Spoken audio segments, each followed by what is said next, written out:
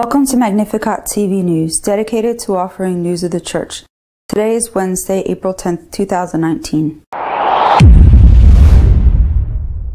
As is customary after a synod, the Pope has released an apostolic exhortation.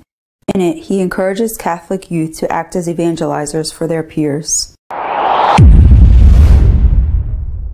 Venezuelan bishops have once again released a stern document against dictator Maduro, whom they blame for crimes against humanity. Cardinal Sarah claims that the Church is living a Good Friday, like when the apostles betrayed and abandoned Christ.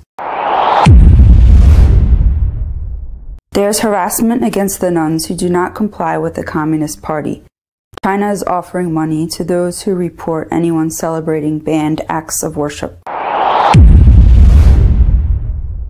A nun who fights against slavery will be the one responsible for writing the Way of the Cross, which the Pope will preside over in the Colosseum on Good Friday. The Holy See has released Pope Francis's post-synodal apostolic exhortation to the youth, which is called Christus Vivit. The Pope signed the document at the Holy House of Loreto on March 25th, and it is 120 pages long. Christ is alive. He is our hope, and in a wonderful way he brings youth to our world. Everything he touches becomes young, becomes new, becomes full of life. Then the very first words that I would like to say to every young Christian are these: Christ is alive, and he wants you to be alive. He is in you. He is with you, and he never leaves you. Thus Francis starts his exhortation. The Holy Father speaks not only about the young people, but also about the youth of the Church. Therefore, he asks for it to be freed for those who want her to stay stuck in the past. Although he also insists in helping the Church with another temptation, believing that she is young because she surrenders to everything the world offers, for believing that she is young because she hides her message and blends with others. Sexuality is another of the issues that Pope Francis speaks about to the youth. He writes that in a world that constantly exalts sexuality, it is not easy to maintain a healthy relationship with one's body and a serene, effective life. For this and other reasons, sexual morality often tends to be a source of incomprehension and alienation from the Church, inasmuch as she is viewed as a place of judgment and condemnation. In the document, the Pope announces to the youth three great truths: God is love, Christ saves you, and he lives, which are the essential part in the Christian message. Lastly, he did not forget to speak about the goal of holiness, which will be better achieved if lived in community.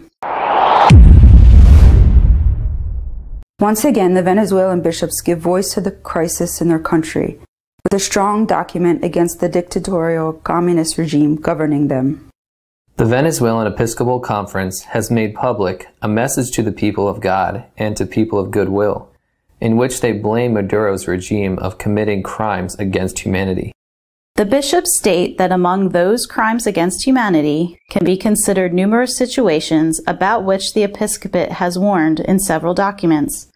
We mentioned some of them: the repression and killing of the Pamon indigenous community and other ethnic groups at the south of the country, whose cultures, in addition, are systematically disrespected.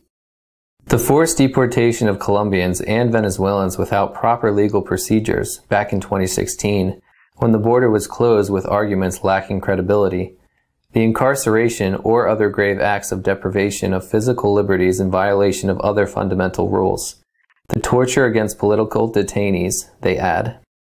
The intentional infliction of living conditions, such as the denial of access to food and medicines. The forced disappearance of people, in other words, the detention or kidnapping by the state with his authorization, support, or acquiescence, followed with the refusal to inform about the situation or the place of detention, they conclude. Hereunder, the prelates remind the country's armed forces about what their duty is. Once again, we remind the national armed forces what the Constitution teaches about their role in favor of the people. They have to defend the human rights of all citizens, without exception. Not doing it is a fatal sin and a breakdown of the law. For Cardinal Sarah, Prefect for Divine Worship, The Church is living a new Good Friday, like when the apostles abandoned Christ. Cardinal Sarah has given an interview about his last book, in which he assesses the situation of the Church and criticizes those in the Church who give in to the desires of the world. The Church is going through a great crisis, says the African cardinal. Winds are oddly strong. It's strange to have a day without scandals, real or imagined. The faithful rightfully wonder. Cardinal Sarah adds, I firmly believe that the situation we live today in the heart of the Church looks alike in all respects to that on Good Friday, when the apostles abandoned Christ, when Judas betrayed him, because the traitor wanted a Christ concerned about political issues. He continues, saying, I am not afraid to say that there are priests, bishops, and even cardinals who are scared to proclaim what God teaches and to pass on the doctrine of the Church. They are afraid of not being accepted, of being considered reactionaries. Hence, they claim confusing, vague, inaccurate things in order to not being criticized, and they team up with the evolution of the world. It is a betrayal. It is a criminal shepherd abandoning his flock. We cannot sacrifice the doctrine for a pastoral one, which would be reduced to a minimal portion of mercy. God is merciful, but only as long as we recognize we are sinners, he concludes. For God to be able to exercise his mercy, we have to go back to him, as the prodigal son. In China, they pay for the denunciation of any religious act outside of the Communist Party's control. In a new conception of religious persecution by the Chinese Communist dictatorship, authorities from Guangzhou, capital city of Guangdong province, are offering to pay to citizens in exchange for information about illegal religious groups. The Guangzhou Department of Ethnic and Religious Affairs affirms that they are offering up to 10,000 Chinese yuans, approximately $1,500, to obtain information about religious groups' activities, which may lead to the arrest of key leaders. Guangzhou has 3 million inhabitants in its inner city, but more than 13 million in the metropolitan area, which makes it the third most populated city in China. In fact, it is the largest combination on Earth, with almost 47 million inhabitants, if the Pearl River Delta suburbs are included, along its metropolitan area. The rewards, in various amounts, are available in exchange for information about religious sites built without the proper permit, and for information about people who encourage the religious extremism. The action is part of the rise in the government repression on religious communities in the country. The Consolata missionary nun and president of the Slaves No More Association, Sister Eugenia Bonetti, will be responsible for preparing the texts for the Way of the Cross that the Pope will preside over on Good Friday. According to a statement released by Alessandro Giussati, director of the Vatican Press Office, the suffering of many people, victims of abuse by human beings, will be a focal part in the meditations. The Slaves No More Association was created on December 29th of 2012 as the result of an initiative of religious and lay people committed to the fight against human trafficking and the protection of its victims. Sister Eugenia Bonetti has been working for 20 years with thousands of young people, mostly immigrants, victims of that scourge. She explained in her own words that with this association, we want to be able to act in a more efficient way to prevent and offset the violence against women, and to fight the phenomenon of abuse, working as a network with other groups, entities, and associations in Italy as well as abroad. Our editorial this week is dedicated to commenting on the reactions to the Pope's document released after the Synod on the Youth. Posiblemente siempre ha pasado igual. Hay palabras, hay conceptos que, más allá de lo que significan, se interpretan de una manera y ya no se preocupan ni unos ni otros de lo que el concepto significa, sino de lo que ha dicho el contrario para rebatirlo. Y eso creo que está pasando con palabras que se usan mucho en estos días.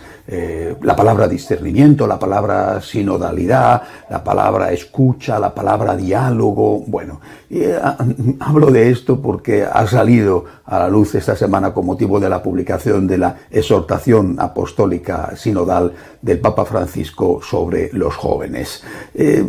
Una buena parte de las críticas que ha recibido esta exhortación por parte de un sector de la Iglesia se debe no a la propia exhortación, creo yo, sino a cómo lo han interpretado esos que se autoproclaman, como siempre, amigos forofos, entusiastas del Papa Francisco. Pongo un ejemplo. Un sacerdote no voy a decir la ciudad, en la homilía, no estaba comentando la exhortación apostólica, pero estaba hablando del Evangelio, que habla de cuando el Señor habla en el Evangelio de que hay que amar a Dios en primer lugar y después al prójimo como a uno mismo. Y este sacerdote en la homilía dice que eso no es verdad, que Jesucristo no estaba enseñando eso y que en todo caso, como suelen decir estos sacerdotes, repito, que se proclama entusiasta a más no poder del Papa Francisco, dice que en realidad lo que el Señor dice es que hay que escuchar.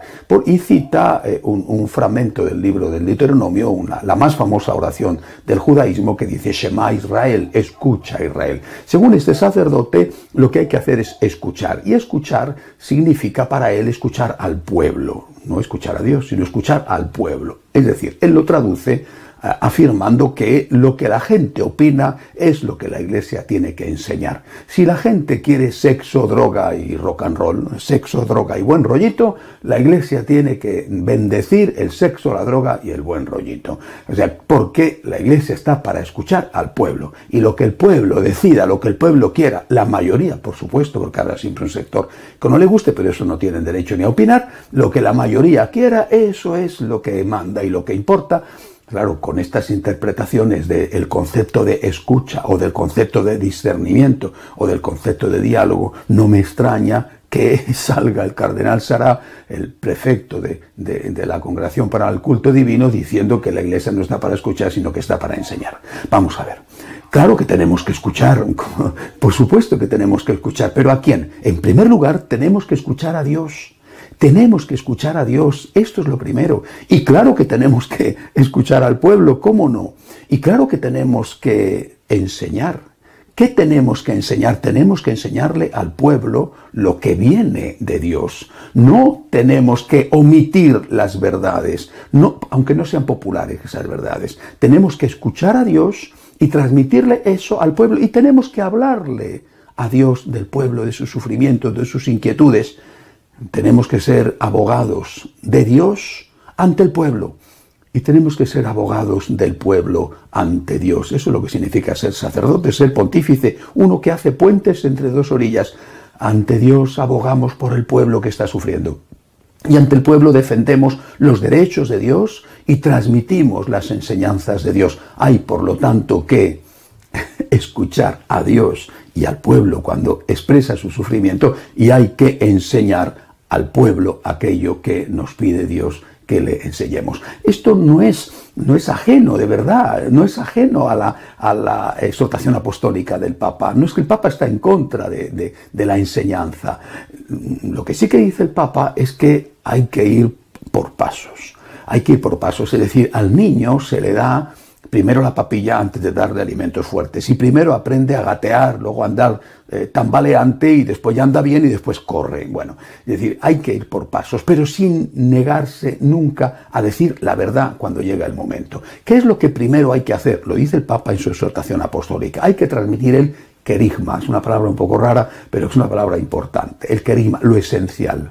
¿Qué es lo esencial? ¿Qué enseñanza dice el Papa que hay que transmitir en primer lugar? No en único lugar, sino en primer lugar. La primera enseñanza está formada, el querigma está formada por 3 puntos esenciales. Primero, Dios existe. Primero, Dios existe. Dios es el creador. Dios es el todopoderoso. Dios es el Señor. Segunda enseñanza, este Dios que existe te ama. Te ama. Tú eres importante para alguien, tan importante que, fíjate, se ha hecho hombre y ha muerto por ti. Fíjate si eres importante. Dios te ama y Dios tiene misericordia de ti. No estás solo en este mundo gigantesco en el cual el día que desaparezca seguirá igual como si no hubiera pasado nada. Para Dios eres un hijo muy querido. Dios existe, Dios te ama. Y tercer gran mensaje, Jesucristo, segunda persona de la Santísima Trinidad, se ha hecho hombre, es Dios y hombre verdadero y es tu Redentor, es tu Salvador. Te ha abierto las puertas del cielo con su muerte y con su resurrección. Hay vida eterna, y esa vida eterna te la regala nuestro Señor Jesucristo con su sangre derramada, y te la regala porque te ama. Te la regala con tal de que tú quieras aceptarlo, estando en comunión con Él, estando en gracia de Dios. Claro que esto no es todo el mensaje, por supuesto, y hay que dar todo el mensaje, hay que enseñar. Tiene razón el cardenal Sará, hay que enseñar, pero hay que enseñar poco a poco. Primero hay que enseñar esto, que es lo esencial, la papillita, la comida triturada para los niños. Bueno, después poco a poco habrá que darles un mensaje más importante. Cuando el joven se ha encontrado con el Señor, ha hecho una experiencia de Dios, hay que darle todo lo demás. Si se le mete todo en la cabeza de golpe, es posible, al menos en algunos casos, que lo rechacen todo. Hay que ir por pasos, pero el primer paso es esto. Dios existe, Dios es misericordia, Dios te ama infinitamente y Cristo es tu Salvador. Existe la vida eterna y el Señor ha venido con sus enseñanzas para ayudarte a encontrar esa salvación en la tierra y en el cielo. Me parece a mí que nadie que tenga un sano sentido católico estará en contra de estas cosas, de que haya un discernimiento auténtico y no un discernimiento abusivo, de que haya una escucha auténtica a Dios en primer lugar, de que haya un diálogo auténtico, pero no un diálogo por sistema que no conduce a ninguna parte, un diálogo por el diálogo y que sirve para que los que hacen el mal sigan haciéndolo, y de que haya una sinodalidad, es decir, de que los laicos tengan cada vez más presencia en la toma de decisiones, sin que eso excluya el papel esencial, decisivo de la jerarquía a la cual el Señor, como sucesor de los apóstoles, ha confiado la dirección de la Iglesia. Por eso yo creo que nosotros, escuchando al Papa, lo que tenemos que hacer es ver la parte positiva, aplicarla, en lugar de perdernos en confusiones y en polémicas. El Papa nos pide que hagamos el favor de acercarnos a los jóvenes y de transformar a los jóvenes en protagonistas de su historia y de la evangelización. ¿Cómo lo tenemos que hacer? Lo que tenemos que hacer es acercarlos a Dios lo más posible, que se acerquen al Dios del amor y que después ellos mismos se conviertan en los que transmiten esa experiencia de Dios a otros, incluido todo el mensaje íntegro, sin omitir nada, aquel mensaje que nos ha dejado Jesús y que la Iglesia nos transmite, pero cuando llega el momento de transmitirlo. Hasta la semana que viene, si Dios quiere. If you want to stay on top of what is happening in the Church, you can visit our news webpage, www.catolicosonline.org. Until next week, God willing.